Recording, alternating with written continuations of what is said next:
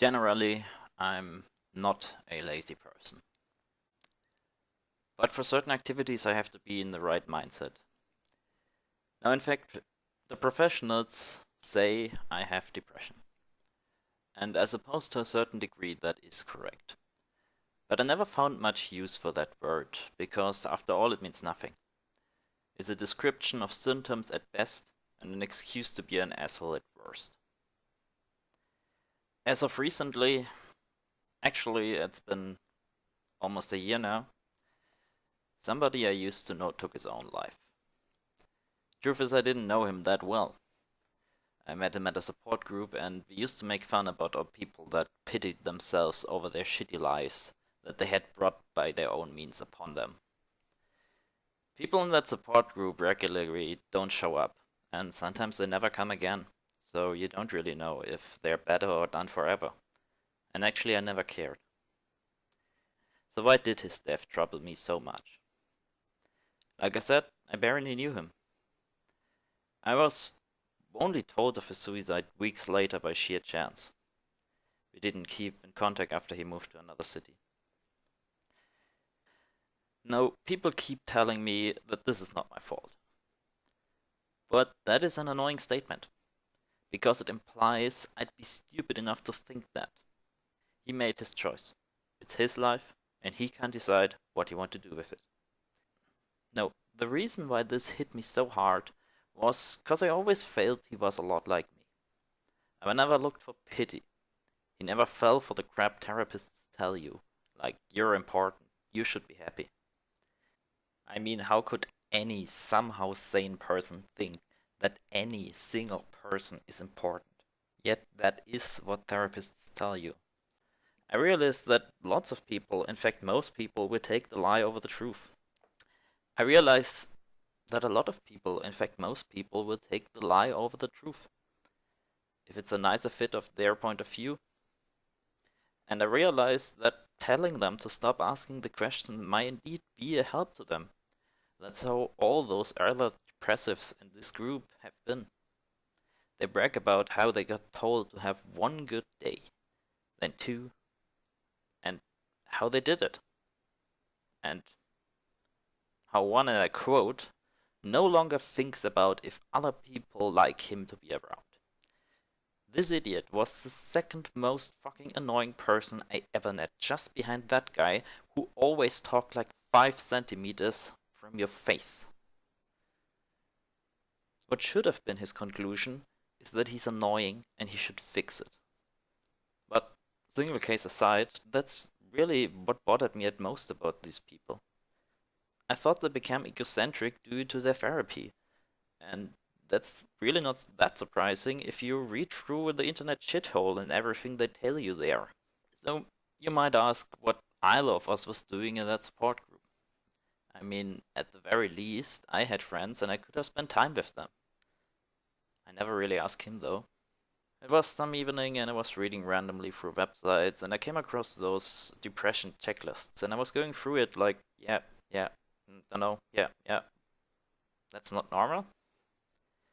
So a few articles and books later, I'm there, and basically on my way out again, cause it only took those people like 10 seconds to annoy me. At that point, already I wondered how they missed the life sucks deal with it memo over the last 30 years of their existence. They kept on saying that it's not just in your head. Actually, I heard that a lot. Even from the so-called professionals. Funny thing is though, what I consider scientific medicine, drug diagnostics, EEG, and so on, told me I'm perfectly healthy. So obviously, it is all in my head. And in fact, the first thing that they tell you when you go to see a doctor about is blood sample, neurodoc, maybe there's a physical reason. And at that point, I was totally into it. I just realized that there were actually happy people in this world and that my state of mind was not the norm. So what would you have done? But when the test came back, it slowly became clear to me that I wasn't sick. Me, myself, or whatever that means was the problem. So I went to see my first therapist. In short, I thought he was a complete moron. I didn't hate him, I just considered him to be stupid. To his credit, and in regard to what I said before, his psycho shit probably works on many. Would at least explain the healing rate of 60% that even the scientific literature suggests. Without wanting to sound arrogant, I think I was just too intelligent for him. I don't usually say that because I know how it sounds like. I have conducted 3 of those tests over the years. They were needed to join some programs around my old school, though I was only really into it because he got to travel to Egypt. They always had more or less the same result of 136. I never had good grades, I found math difficult as fuck.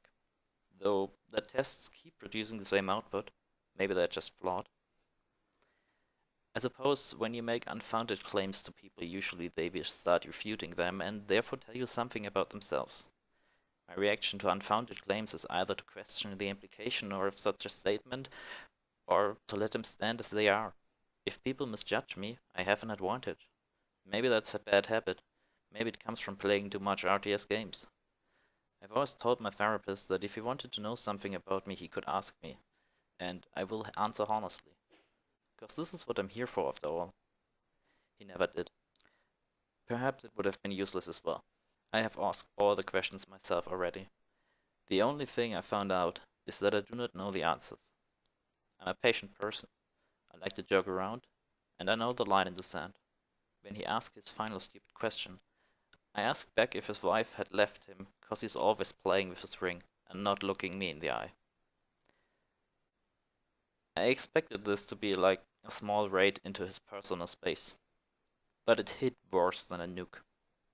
Silence for minutes, and I don't know how we made it through the remaining 30 minutes. I cancelled all my appointments that were left and never went back there again.